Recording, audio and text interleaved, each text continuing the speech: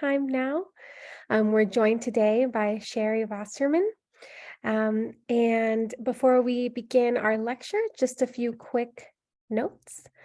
Good morning again. Welcome to our monthly Mornings with O'Keeffe program. I'm your host today, Grace Almanza. I'm a school and tour programs manager with the Learning and Engagement Department here at the Georgia O'Keeffe Museum. I would like to begin by recognizing the lands of the Pueblo people on which the sites of the Georgia O'Keeffe Museum stand. We recognize and honor their elders, past and present, and celebrate the vitality of their people today and into future generations. I offer this with humility and gratitude and acknowledgement of the need to confront the ongoing injustices of settler colonialism. I would like to extend a thank you to our members and donors who are here today. Your support made this event possible. And if you're not yet a member and enjoy this program, please consider joining today. You can visit gokm.org/membership to learn more. Throughout this talk, the chat has been disabled, but you're welcome to place your questions in the Q&A box, which can be found at the bottom or top of your screen, depending on your device. We'll try to answer as many as we can at the end of the conversation. And if we don't answer them, you can always send any pressing questions to learning@o'keeffemuseum.org. Please note that following today's talk, a recording will be made available on the O'Keeffe Museum's website in about a week's time. Captions in both English and Spanish will also be available. Now, it is my pleasure to introduce our presenter this morning. Sherri Wasserman is a designer, writer, researcher, and multidisciplinary collaborator who constructs experiences at intersections of physical, digital, and informational landscapes. In addition to her extensive work on projects spanning from individual artist partnerships to initiatives for major institutions, she holds degrees in visual arts and history from Oberlin College, design and programming for emerging technologies from NYU's Interactive Telecommunications program, and science and technology studies from ASU's Human and Social Dimensions of Science and Technology Ph.D. program. So with all that being said, it's my pleasure to hand it over to Sherri now. Thank you all for joining us today. I'm really honored and excited to be here. Grace just mentioned a little bit about my background, and I'll highlight that I come to these questions about and with the histories of Georgia O'Keeffe through immersion in both art and science and technology studies, a discipline which is itself multidisciplinary and combines anthropology, sociology, and political science perspectives. I'm also going to go ahead and share my screen.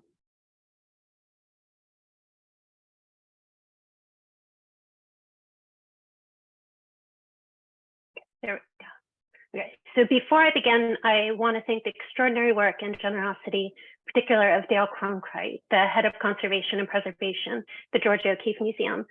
In an offhand conversation in 2019, Dale mentioned that O'Keeffe built a fallout shelter, and then he continued to have detailed, enthusiastic conversations about science and O'Keeffe's work long after.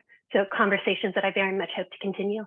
So if you're interested in science intersecting with O'Keeffe, please keep an eye out for any time you can intersect with Dale and his work.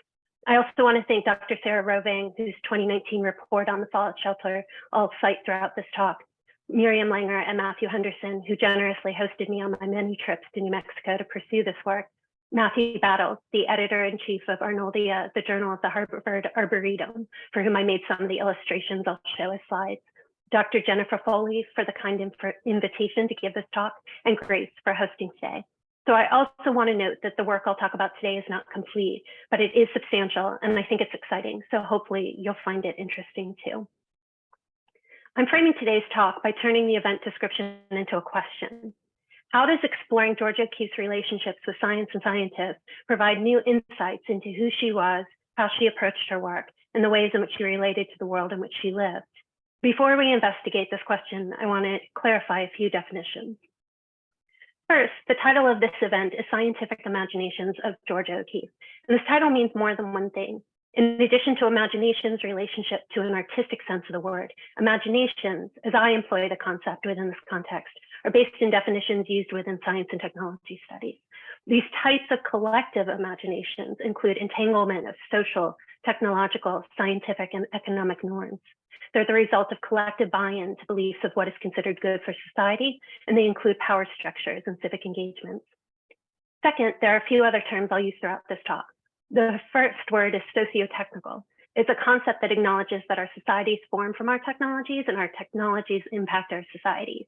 We're an ongoing iterative relationship. The second additional term is survivability. This is a concept that comes from military and information technologies, and it refers to how social, ecological, and technological systems persevere in the face of danger. It's related to survival, but not simply survival. It's about design, assessment, and maintenance of systems towards a particular kind of perseverance where some things must be saved and others knowingly sacrificed while aiming for maximum persistence. And one aspect of this persistence, a term I'll also use, is resilience.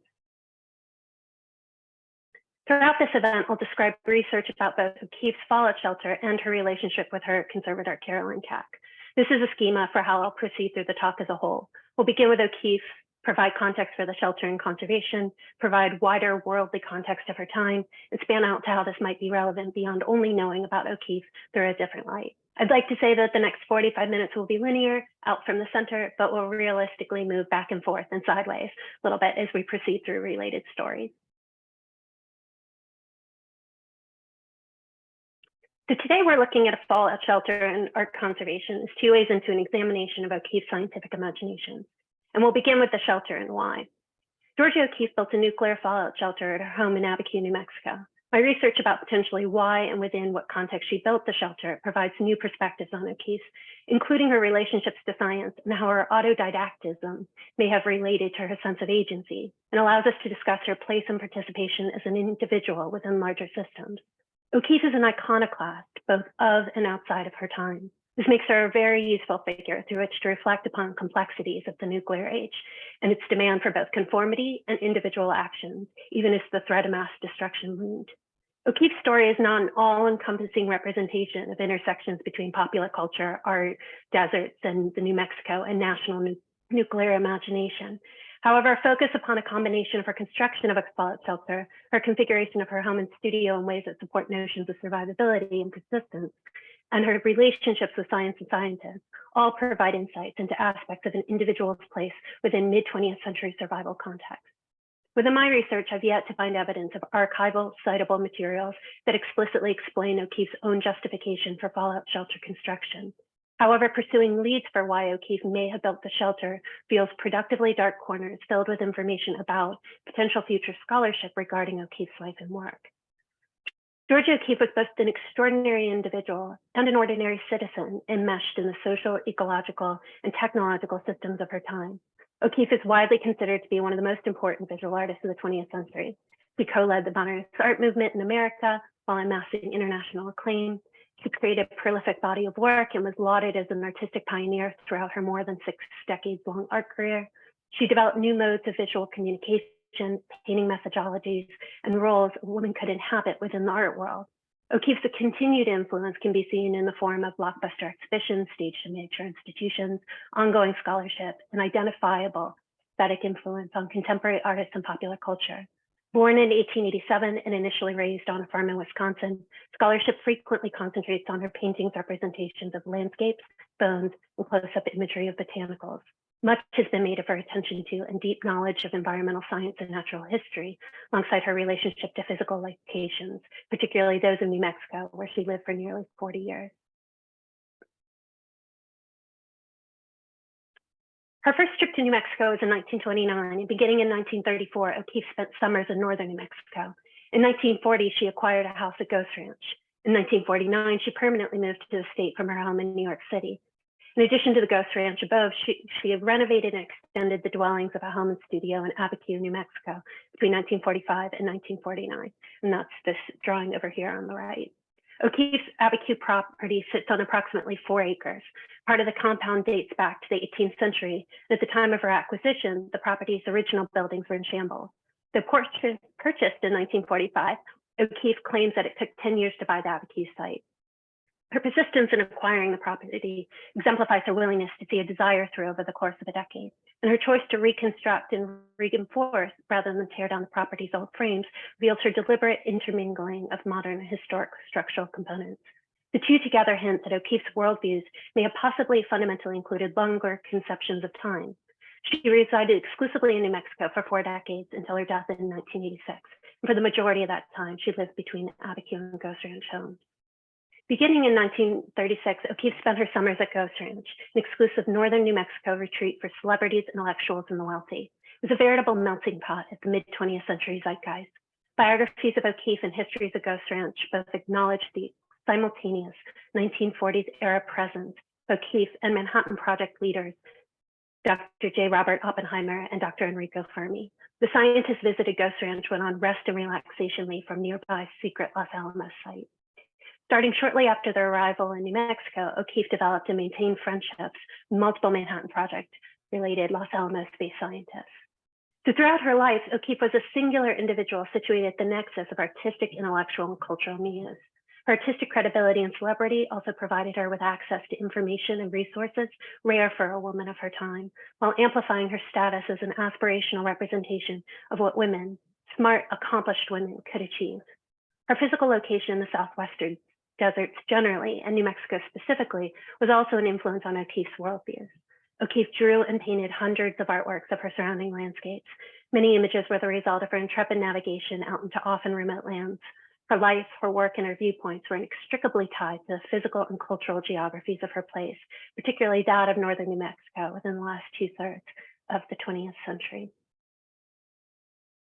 The US Southwestern region can't be understood in contemporary comprehension outside of socially and environmentally constructed layers of settler colonialism. The idea that the area was itself calling for settlement can be tied to desert imaginations, which perceive desert regions as being empty of all but Native Americans. 20th century desert imaginaries include the frontier masculinity and modern violence of subverting nature to the will of man. Desert imaginations flourished in the mid-20th century, the period of O'Keeffe's settlement in New Mexico, for 2 reasons. First, a post-World War II United Nations concentration on envisioned global reclamation of arid lands saw deserts as sites of capitalist opportunity with global imagination. Second, as a US reaction to the early 20th century Dust Bowl, dry lands in the US were seen as something to be tamed and reclaimed. Narratives of reclamation fit well within long histories of frontierism, manifest destiny. The US Southwest was also perceived through wasteland imaginaries. In the social construction of wasteland sites, locations and the people who inhabit them are considered pollutable, expendable, and sacrificable. However, Southwestern environments deemed landscapes of national sacrifice as the result of internal colonialism in the US are not places without value. These geographic locations are often research-rich and frequently culturally sacred locations to Native American tribes. Wasteland's perceived values are also derived from the utility to US military's use of these sites for weapons development, testing, and training. An additional value is also the result of experimentation undertaken by military, scientists, and industry that simultaneously contaminates the environment and contributes to national security. When O'Keeffe arrived in northern New Mexico, she may not have known about the burgeoning uranium mining industry emerging on the nearby Navajo Nation, but her decades-long entanglement with Los Alamos scientists could have likely informed her as to location in the midst of wasteland-related social, ecological, and technological systems. The most important part of all these definitions and descriptions is that understanding the precariousness of the landscape and the long colonial sacrificial histories of her location, essential for properly contextualizing O'Keeffe's outlooks on contemporary science, sustainability, and survival. Northern New Mexico environments contain striated histories of deep geologic time, prehistoric extinction, multiple waves of colonization, and both the militarization and petrochemical industrial domination of the land. National imaginations enforced through colonization, first by the Spanish, then by Americans, utilized New Mexico's landscapes for different nefarious national purposes. Within the 20th century, New Mexico became the only US state to house the entire cradle to grave life cycle of nuclear science. Cradle being Los Alamos, the birthplace of the atomic bomb, and grave being the Department of Energy's Waste Isolation Pilot Plant nuclear waste site located in Carlsbad, New Mexico. New Mexico's land contains remnants that range from deep time, such as dinosaur skeletons were discovered on the Ghost Ranch property, to recent technological discoveries like the fallout from the first nuclear weapon test held at Alamogordo, New Mexico. The Los Alamos scientists themselves broadly participate in the co-construction and literal nature of the environment of both Los Alamos and O'Keeffe's home region. From before the bomb test through present day, scientific experimentation at Los Alamos has changed the land through the disposal of waste, dispersal of chemical particulates into the air, and radiation released as part of both catastrophic experimentation and everyday nuclear scientific exploration. Geographer Jake Kosick describes the evolving ecologies in northern New Mexico as environments of mutated future nature. O'Keeffe's construction is one of many stories of individuals navigating New Mexico's land. Her fallout shelter sits within a long legacy of regional, individual, and collective actions to ensure survival. The Los Alamos National Lab community's scientific and technological prowess loomed large over northern New Mexico continuously since 1943. It's brought national prestige, uncertainty, and variably understood and recognized danger to the local landscapes. And O'Keeffe's construction can be considered her personal shelter within New Mexico's 20th century nuclear science storm. As far as I know, explicit evidence of O'Keeffe's construction intentions is yet to be discovered. However, this hasn't deterred anecdotal speculation about her motivations. On site visits and informal conversations and while attending public events, I encountered multiple hypotheses. While participating in a public Abiquiú site tour, a guide told me that O'Keeffe was advised by her friend, J. Robert Oppenheimer, to build the shelter. An O'Keeffe Foundation employee informed me that this was one guide's individual interpretation rather than an institutional perspective. The most persistent story I heard aligned closely with the mythos of O'Keeffe as an individual who was deeply committed to landscape interpretation. We did not think she would survive long after the blast, multiple people hypothesized, but she wanted to paint the landscape after the destruction. The fallout shelter itself appears to be an anomaly when first viewed in relationship to the rest of the Abiquiú site, but it's the most emblematic artifact through which to investigate O'Keeffe's participation in reflection mid-20th century survival systems. Before getting too far ahead of ourselves, let's start exactly where we are. So in approximately 1962, O'Keeffe constructed a fallout shelter at her home and studio. Built into the cliff beneath her bedroom, the shelter's entrance looks out over the Chama River Valley.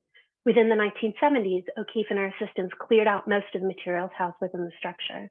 Discarded objects included food grown in her garden and preserved in jars, and as of 2020, a small collection of items included a disconnected phone, 4 bed frames without mattresses, and a drawer full of first aid supplies remained. Despite O'Keeffe's attention to the creation and maintenance of this shelter, O'Keeffe scholars have mostly ignored the fallout shelter, and the authoritative book on her home and studio almost entirely overlooks the presence at the Abiquiú home. In fall of 2019, the Georgia O'Keeffe Museum commissioned architectural historian Dr. Sarah Roving to complete the first known research on the fallout shelter, its cultural context in service of the institution's larger conservation efforts at the Abiquiú site. The report is both unpublished, as far as I last checked, and the first to specifically date the structure's construction. Within her research, Roving skillfully contextualizes the fallout shelter within general notions of Cold War insecurity, civil defense in mid-20th century America more broadly, and northern New Mexico in specific. Though she mentioned some of the themes that I touch on, Roving's remit focused on the shelter's architecture itself, including topics such as how it may have been constructed, who else erected similar structures at the time, and the roles these structures played in regional and national narratives about defensive architecture. So the term fallout shelter is one of multiple terms used for variations on similar forms of fortification structures. Fallout shelters belong to structural types of defensive architecture. They're buildings that can be described as instrumental, existing less in themselves than with a view to doing something, waiting, watching, then acting, or rather reacting.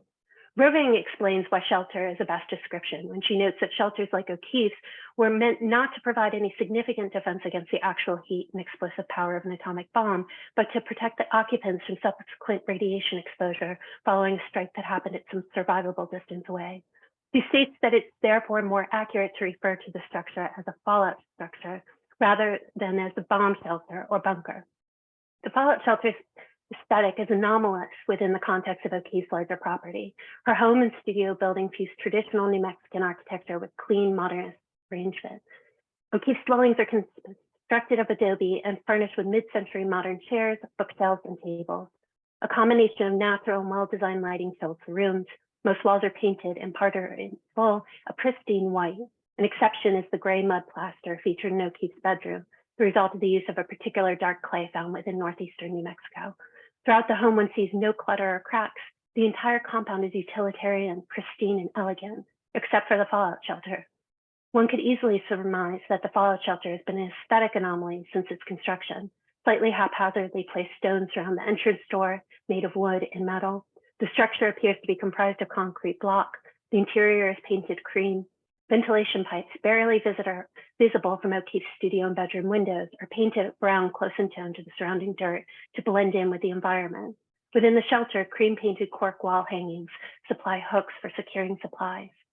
The bed structures are made of metal, and speckled linoleum floors line the structure. One may connect the fallout shelter's mundane materials to its utility.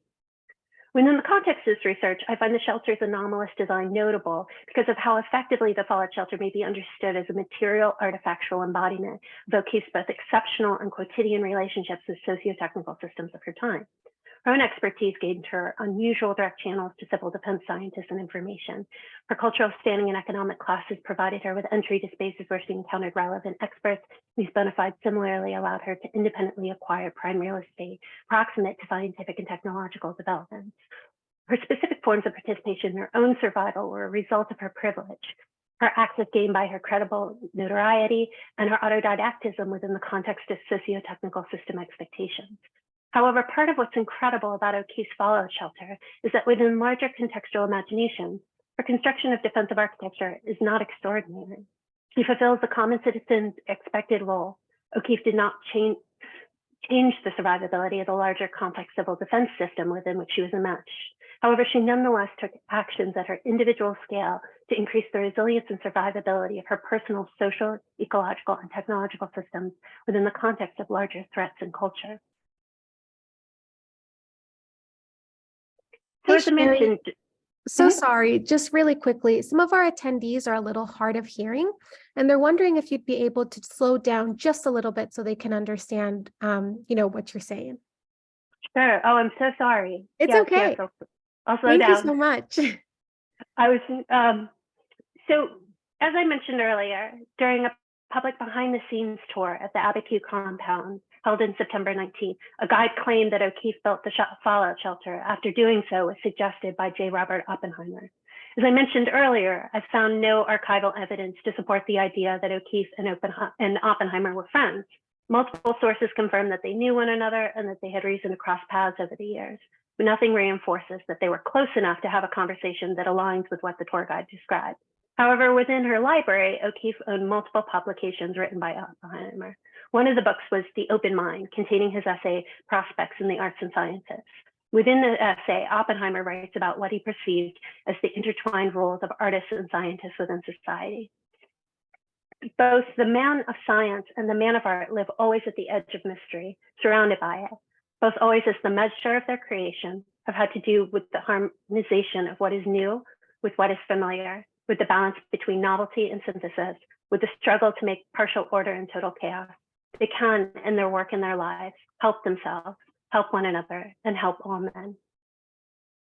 So O'Keeffe built the fallout shelter in the early 1960s, a decade rich with collaborations between artists and scientific institutions. Examples include NASA's partnerships with artists James Turrell and Robert Irwin, and Bell Labs experiments in art and technology program. Art science collaborations, when aligned with national notions of constructive, creative, global dominance, would de rigueur. O'Keeffe operated outside of those structures, and art histories not perceived her as an artist who collaborated with scientific or technological institutions. However, examination of her construction, when viewed alongside investigation of her personal archives, reveals decades-long relationships and collaborations between O'Keeffe and individual scientists. So today I'll mention two of these relationships with nuclear physicist Louis Rosen and chemist and conservator Caroline Keck. In tracing O'Keeffe's relationship to scientists, we first need to establish the historical moment and potential for collaboration. In the 1950s and 60s, a good scientific training was seen to put a person in a position to speak with authority and decisiveness in their own field, and often in other fields too. So known respect for O'Keeffe's technical acumen may provide cultural context for why scientists were amenable to discussing scientific topics with her. The intellectual circles within which O'Keeffe engaged in her East Coast life with Alfred Stieglitz were notoriously multidisciplinary. But it's also notable that despite the nuclear effort being named the Manhattan Project to the headquarters office in New York City, it was less likely that she would have dined with Los Alamos scientists if she'd remained a New York City resident. O'Keeffe's disciplinary boundary crossing provides us with clues to how she might have comprehended notions of survivability.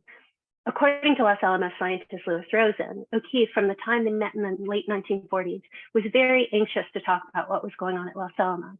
What would its impact be on the United States, on the world as a whole? Is it really in the interest of humanity to build terrible weapons?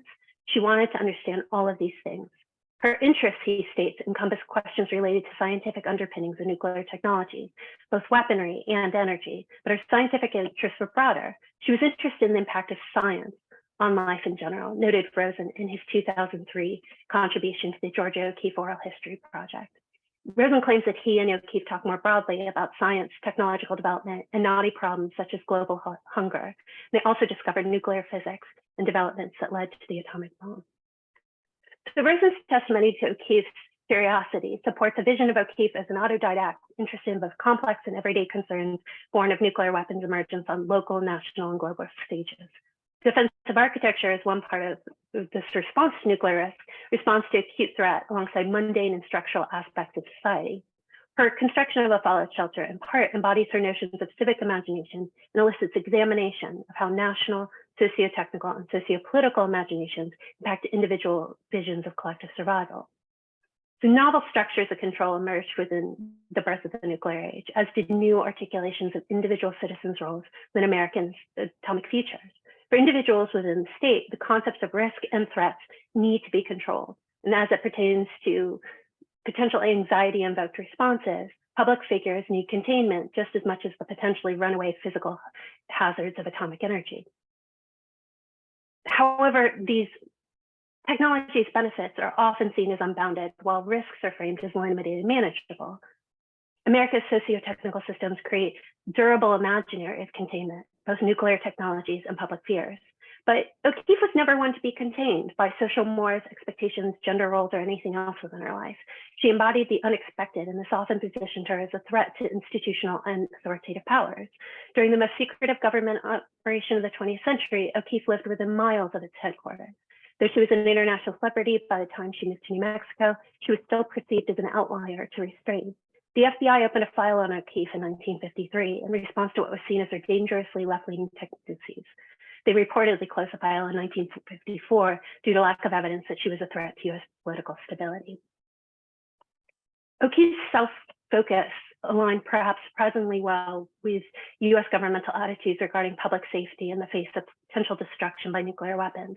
Beginning in the mid-20th century, there's been an ongoing disjunction between U.S. nuclear responsibility, accountability towards collective survival, particularly as it pertains to post-World War II construction and use of defensive architecture. National policy deprioritizes the building of shelters for the populace, while U.S. government spends billions to provide protective structures for the president, Congress, and select additional individuals. Should nuclear war occur, elite citizens will gain access to safe enclosures. If a nation does not construct policies that enact equality of survival, how many citizens survive? O'Keeffe, as a wealthy, smart, autodidactic, well-connected individual, had access to information that allowed her to comprehend the risks she faced, but she also held the resources to potentially ensure her own survival. O'Keeffe's library includes examples of how her notoriety in one domain provided for her access to exclusive information within others. Of the books found within O'Keeffe's Abiquiú library, one of them is titled The Effects of Atomic Weapons by the United States Department of Defense, Los Alamos Scientific Library from 1950. A publication notice written by Civilian Mobilization Office Director Paul J. Larson appears within the first page. The text indicates that this book was likely not meant for public consumption as it refers to technical providers. Considering that other O'Keeffe resources, such as her copies of the Bulletin of Atomic Scientists, were widely available, we may theorize that she may have acquired this exclusive text through her exclusive connections. This book, The Effects of Atomic Weapons, has been described by scholars as a direct project of the U.S. Military Strategic Bombing Survey, or the SBS. The SBS is a fundamental piece of context for understanding defensive architecture within mid-20th century national civic defense imaginations. Performed in the immediate days at the end of World War II, the Strategic Bombing Survey leadership convened engineers, architects, social scientists, and military personnel to document and assess the damage caused multiple forms of aerial combat upon Germany and Japan. The SBS teams evaluated the impacts of firebombs and the first use of nuclear weapons. These assessments were then leveraged for multiple purposes. In addition to select details made public to support efforts to both horrify and assure wider publics of the US military domination, detailed SBS reports justified tactical approaches to future military strategy, supported establishment of an independent Air Force, provided guidance for the development of more resilient US architecture through the use of materials and structural tech at US nuclear proving grounds. Their quantification of the destruction of enemy structures informed US development of more effective US architecture meant to withstand US weapons of mass destruction. Mid-20th century guidance on the material and structural makeup of domestic defensive architecture, deeply informed by this reflexive security system. Even if the reach of these insights were limited, SBS teams studied the impacts of atomic bombs while the threat of hydrogen bombs dominated in the early 1960s. Deliberate minimization of national civil defense construction and the wide range of shelter creators with their own equally wide range of expertise arose to fill in widespread needs. It also bounded who might benefit from the iterative system through which the knowledge about how to build this architecture, such as fallout shelters, was ignited by the creation of the SBS report. So O'Keeffe's construction of the fallout shelter occurred within the approximate timeframe of the Berlin crisis, Kennedy's July 1961 public address regarding potential nuclear war, and the Kennedy administration's 1961 inauguration of the National Fallout Shelter Survey. The National Fallout Shelter Survey was part of a larger effort reignited within the Kennedy administration to increase civil defense education, even if not necessarily architectural and civic infrastructure. In his history of Cold War civil defense, Tom Vanderbilt explains that in addition to naturalizing the presence of the bomb and gamma radiation, the government and the architects themselves had to work to resolve the overwhelming paradox of civil defense that architecture created to resist the effect of an atomic bomb would be incompatible with everyday life. Like it needed to become part of something that we were all used to. Given evidence that O'Keeffe knew considerable amounts about nuclear physics, kept herself informed regarding known and potential impacts of nuclear weaponry, her construction of a fallout shelter very likely addressed both her long-term and her everyday concerns. O'Keeffe resided within a particular time, a national milieu. The approximate moment of her shelter construction was an age of an intense nuclear fear. Literary and media narratives from 1958 to 1965 in particular portrayed the potential of not only nuclear destruction, but also nuclear weapons related accidents to a previously unprecedented degree. O'Keeffe also specifically lived within close proximity to Los Alamos. Roving suggests that the orientation of the fallout shelter door towards the north may in itself indicate that O'Keeffe may have been more concerned with an accident at Los Alamos, located south of Abiquiú, than a weapons attack. So potential threats must have been viscerally imagined by those with proximity to Los Alamos, though danger also extended beyond northern New Mexico in all directions. In addition to Cold War enemy perils, the US above-ground nuclear testing program set off 210 atmospheric and 5 underwater detonations between September 1945 and August 1963, turning much of the planet into an American nuclear test complex and producing nuclear victims on an equally large scale.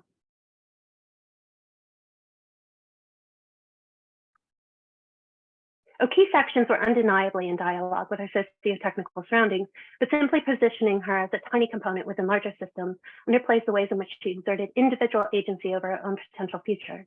She may have been influenced by all of her surroundings, but all records of her life reinforce her strong-minded individuality. She questioned, observed, and learned from both the intellectual and biological landscapes within which she lived, and she made her own choices about how knowledge and systems influenced and manifested in her life and work. She was notoriously smart, independent, autodidact, gained both official and lay expertise around a variety of disciplines. She's most known for her position as a respected, influential luminary of 20th century art. She might second be known for intensive knowledge about natural history. She began her life on a farm, and her connections to the land she inhabited span beyond her artistic documentation to live forms of exchange. Her Abiquiú property is fed by a persistent community irrigation water source, which nourishes the land and connects O'Keeffe to the communal Abiquiú culture of northern New Mexico. And this enables her garden, which she used for both sustenance and beauty. I believe that I found sufficient evidence to argue that the fallout shelter is a representative artifact of her thinking about surviving in the face of uncertain futures. Two other locations at her Abiquiú site, her garden and library, as well as her efforts towards her artwork preservation, the last which I'll talk about today, provide hints to our relationships with larger systems and navigational uncertainty. We may live within national imaginations, but particularly in the ways in which we choose to take care of ourselves and others, we're not powerless.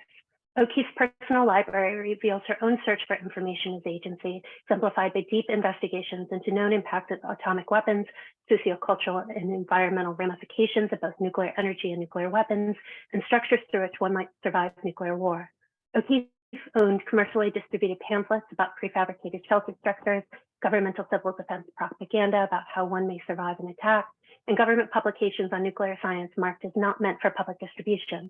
Her personal library includes scientific magazines and technical manuals, alongside philosophical and historical narratives addressing how we, as individuals in society, might think differently about persistence in time. O'Keeffe's explorations likely fueled her scientific imaginations, as well as her visions and actions towards survival. They also echoed descriptions of exchanges provided by her scientist friends. She owned texts gifted by friend Lewis Mumford, inscribed warmly with messages from Mumford to O'Keeffe and her husband, Alfred Stieglitz. And Mumford was a father of socio-technical thought, which hints that she may have been thinking about these types of systems early on. She maintained friendships with scientists, conversing with them on both technical and socio-cultural aspects of the work. Per Lewis Rosen, in his oral history told to Sarah Burt, she asked about everything, technical and otherwise, and particularly about the impacts of science on society, or as Burt asked, was she asking about practical application of theory? Rosen responds that she asked applications of the research, practical applications, that's what she was interested in. And that she didn't talk about this with everyone. As he says, it didn't come out. No, it didn't come out very often, but maybe it was just with her scientific friends that she delved into that. O'Keeffe built a fallout shelter of minimal size. Whom would be protected besides herself and her dogs is unclear. Was she just another wealthy person building their bunker for the end times? Roving's argument for why O'Keeffe's structure should be categorized as a fallout shelter rather than bomb shelter suggests that she prepared for disaster but did not ensure a long-term insular containment. Structure isn't indelible enough or sufficiently militarized enough for O'Keeffe to survive for prolonged periods. The nominal sturdiness could be a mistaken construction on her part, but given the highly technical information that I found in her library, that seems unlikely. We know that she also built her shelter in a time when national community safety was deprioritized and individual responsibility was espoused as the way in which to protect oneself and one's family in the name U.S. civil defense. O'Keeffe as an individual took care of her own needs in ways which aligned with the 1960s U.S. social contract, but was also interested in wider social benefits of nuclear technologies that could temper the individual approach. It's unlikely that her pursuit of nuclear-related scientific knowledge and the associated implications of the related emerging technologies was a quest to gain agency in the face of ineptitude. She would not have been seen as compensating or overcompensating for governmental neglect. Instead, O'Keeffe appears to embody the timely entrepreneurial, scientifically driven American spirit.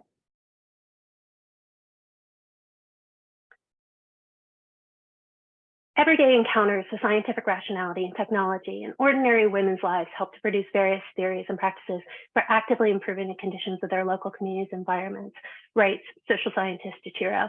And O'Keeffe may have been anything but ordinary, but her interactions were inevitably gendered, and her acquisitions of scientific knowledge intertwined with and impacted her everyday activities. Whether potential implications of nuclear physics, or as I'll address next, chemistry and perseverance, her pursuits of scientific understanding allowed O'Keeffe to ensure for herself comprehensions, options, and potential actions towards her own survival. She also applied these tactics to increase the material survivability of her painting. And what Detiro and other social scientists describe in these kinds of everyday knowledge-gaining encounters is a concept coined by Black feminist scholars called kitchen table knowledges. Detiro was talking about the women who led activist campaigns at toxic events such as 3 Mile Island and Love Canal, but this is a concept that continues to be used in the context of both historic and current challenges to describe tactics to become more resilient in the face of danger. Kitchen table knowledges provide context, more accurately piece together context in complicated changing times. Another set of things that's changed over time are relationships between art and science.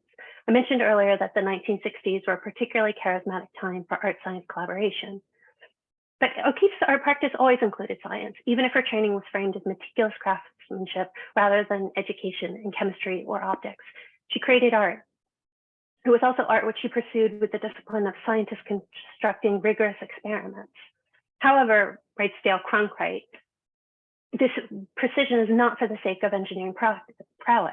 O'Keeffe's great precision as a painter is meant to communicate the clarity of her intention. The artist wants us to consider the many questions posed by the characteristics of her paints, the form she creates with them, and the visual frame and focus that contains them. Her technical mastery was embedded within and in service to the creative intentions of her art. She's widely considered an exquisite painter on a technical level. Her use of materials has been studied and emulated long past her time. She gained that competency through education and rigorous practice to a degree which is rarely taught today. Before gaining international respect as an exhibiting artist, O'Keeffe supported herself primarily through teaching. And as both a painter and an instructor, she comprehended and communicated art as a combination of expression and chemistry. Her reputation within the art world was inextricably coupled with her relationship with photographer and gallerist Alfred Stieglitz. In addition to her role as muse, subject, and artist, whom he championed, she also collaborated with Stieglitz in the printing of his photographs. Her mastery of art-related chemistry extended beyond a single medium. And within our historical text, O'Keeffe is sometimes referred to as the mother of American modernism. It's within this context that her artistic legacy and science again merge.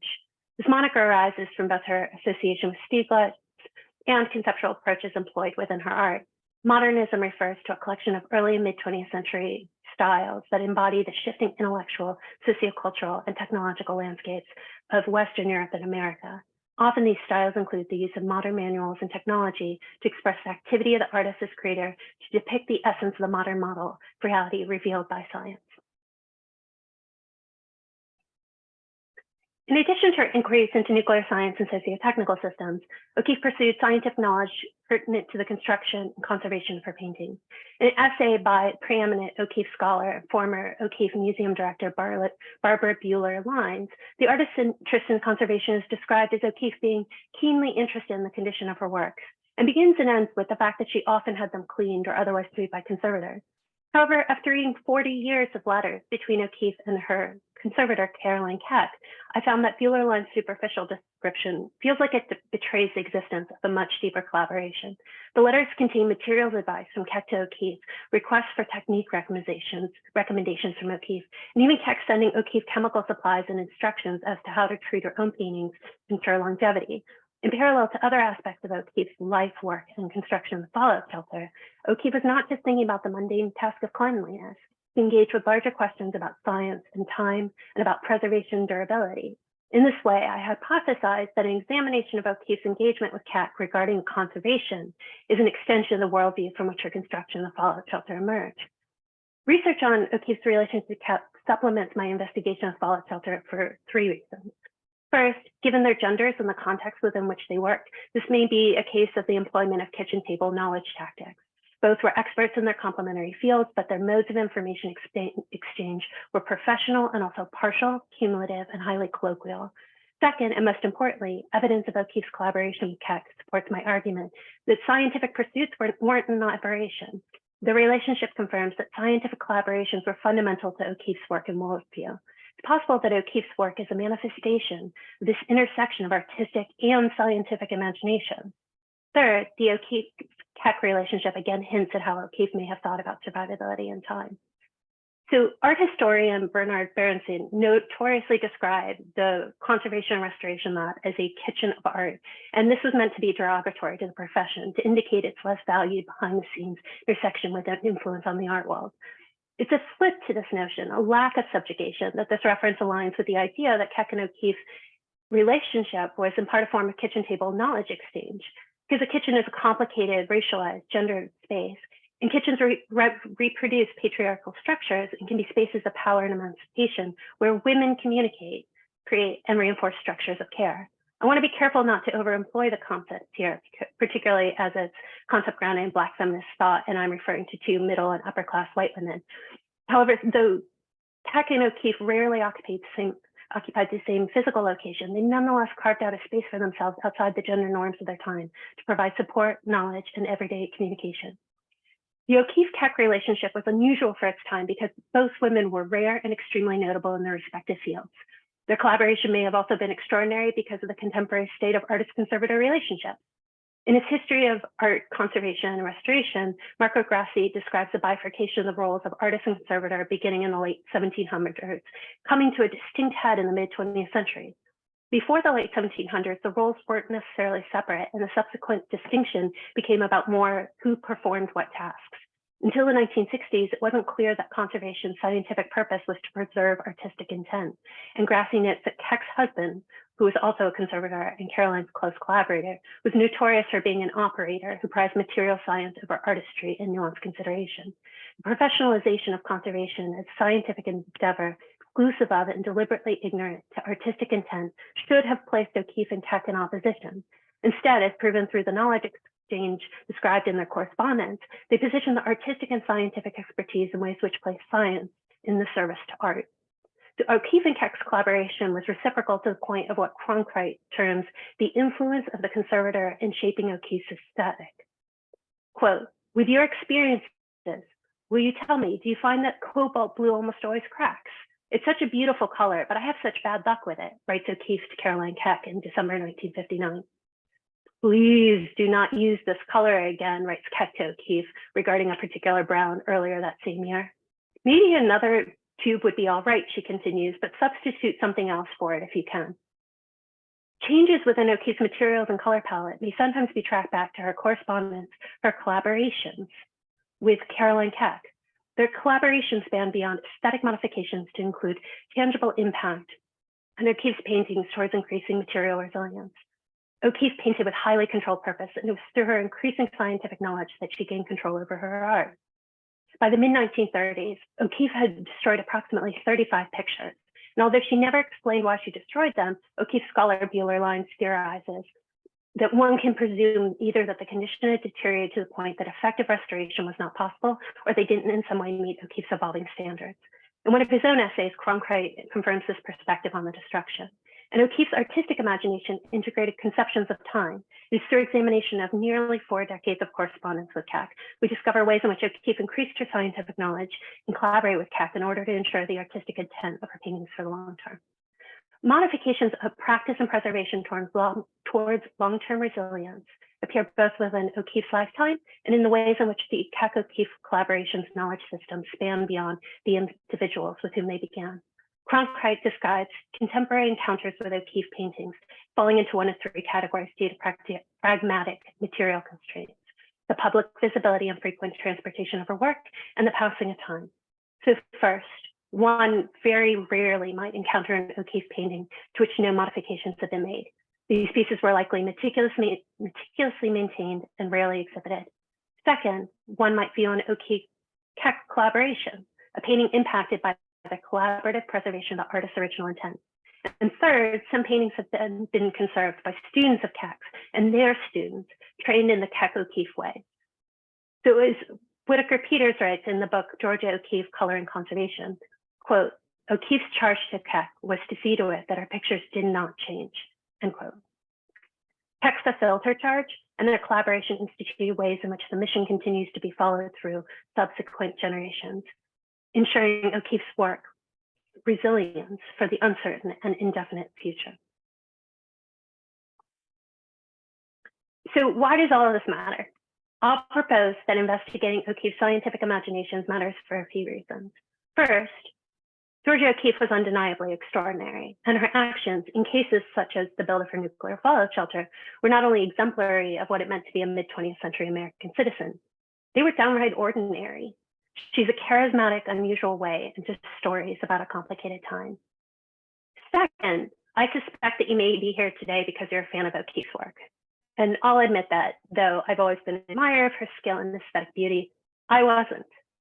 Before I descended into this rabbit hole maze within which I haven't yet emerged, I thought she was maybe, if I'm sounding a bit cynical, overexposed, but I was wrong, because I took a look at an archive that I thought was bathed in bright spotlights and found dark corners, and asking new questions matters, to both better appreciate how incredibly multifaceted a person she was, perhaps to better understand ourselves, both in relationship to her and the world.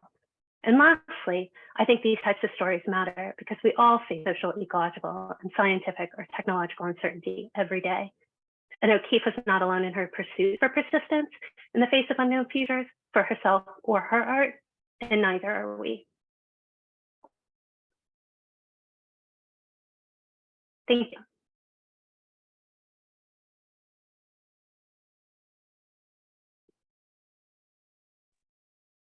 Thank you so much, Sherry. That was lovely.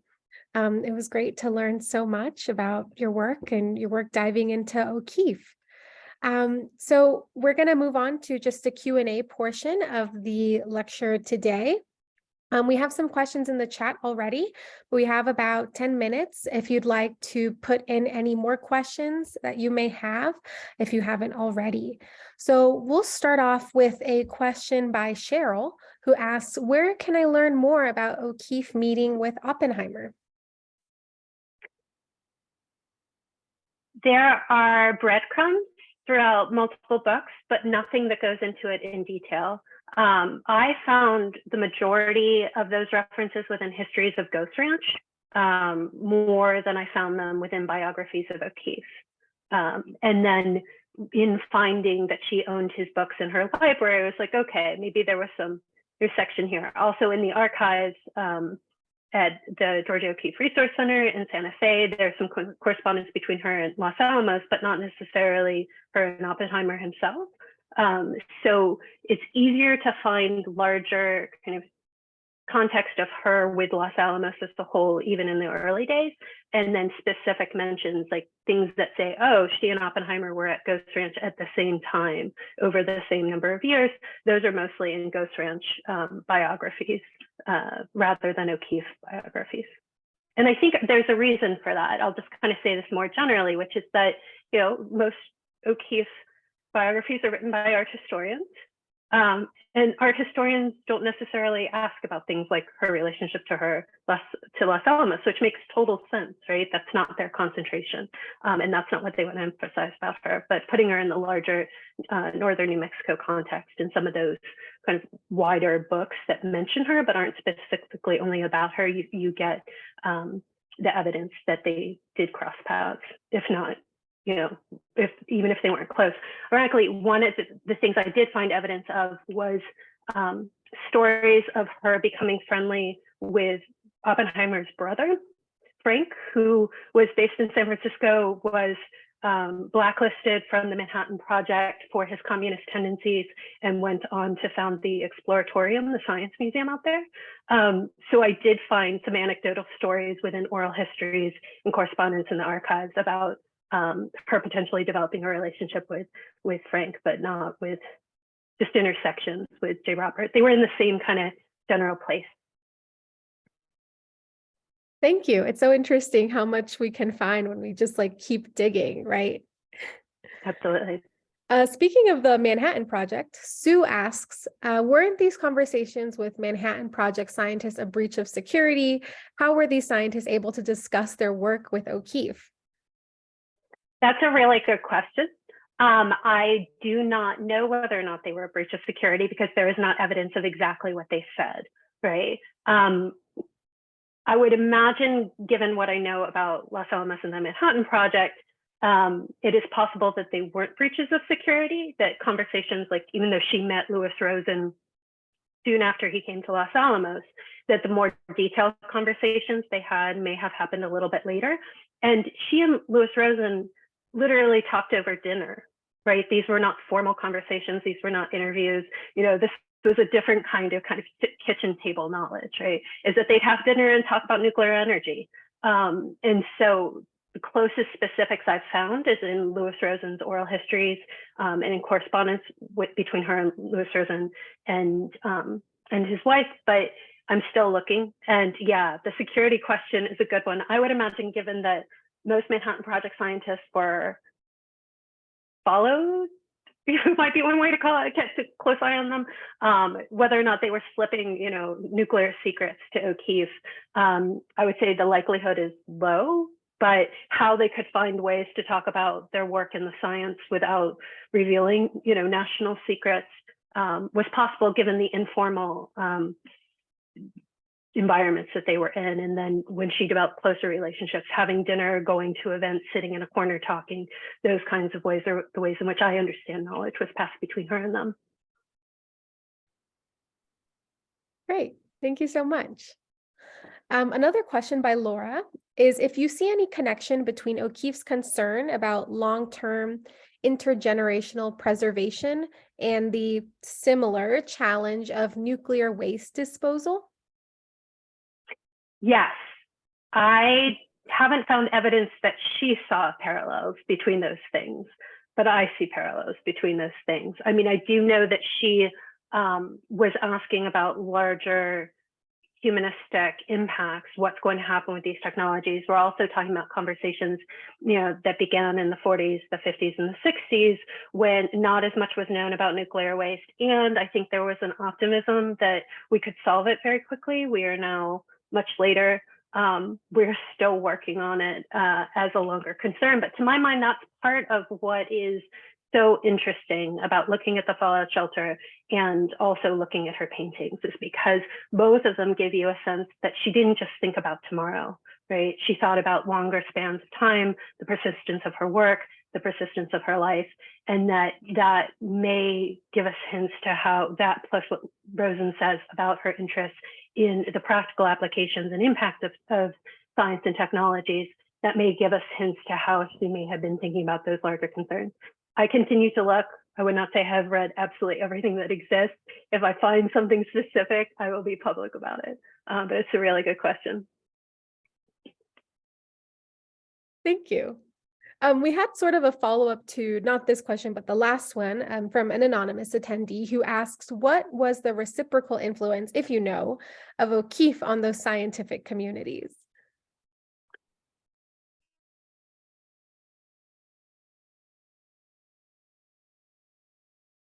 I know more about the fact that she was respected, right? That than the idea that her work or her ideas may have impacted the work that they did, right? Only because I have not found evidence of a scientist saying, oh, I learned this from her. Through my conversations with her, I thought of these things in a different way, right? We might be able to surmise a little bit, but even the fact that she was able to develop these relationships, and they were willing to talk to her in the ways in which they did, showed respect, particularly at that time, right? This is a female artist that, scientific men with PhDs are talking to in the 50s and 60s. Like, she was extraordinary, and they knew that. So I don't have good evidence of her impacting their science as much as I have found evidence that there was widespread respect and acknowledgement of her importance as a part of kind of the American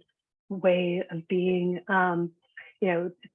proposals for statues and events that were held in her honor, and a lot of ongoing intersections with Los Alamos and the labs, but less that she had a specific direct impact on the science in a way that the science may have had on her. Thank you. That is a great point and a great answer. Before we get to our very last question, we just have about 3 minutes left. I wanted to point out that Matthew earlier had asked about O'Keeffe engaging in any questions of environmental degradation and disaster elsewhere in her work or writings, or otherwise addressing landscapes of catastrophe or violence. And I'll give you a second, Sheri, if you have an answer to this. I just wanted to point out that Dale Cronkite is in the chat today. Oh, good. Hi, Dale. Yes, hello, Dale. And Dale is our conservator here at the O'Keeffe Museum, and he gave a great answer to this question, just pointing out some other O'Keeffe paintings that may point at this idea. So definitely take a look at that in the Q&A. Did you have anything to add to that question, Sheri? I don't know that I mean, Dale is the master. Yes. And there are things that I didn't talk about today that are seeds that have been planted in conversations I've had with Dale that I really want to pursue about, and I didn't mention them because I don't yet have evidence to really back it up. Everything I talked about today comes from kind of concrete research, or I acknowledge that it's, anecdotes and putting pieces together. But some of the things he and I have talked about are questions about when particular scientific knowledge came to the fore, did it in any way potentially impact what we're seeing going on in her paintings as a reaction to that, right? I personally have not found within particularly her writing catastrophe so much as there are hints. I've found a lot of evidence for why she built her garden, right? About, it is aesthetic, it is practical, but also she describes that, the food system isn't stable and we need to have this or we may not have food at all, right? So what I've been able to piece together about her concerns about survival are more hints than her giving some sort of treatise. But I'm really excited to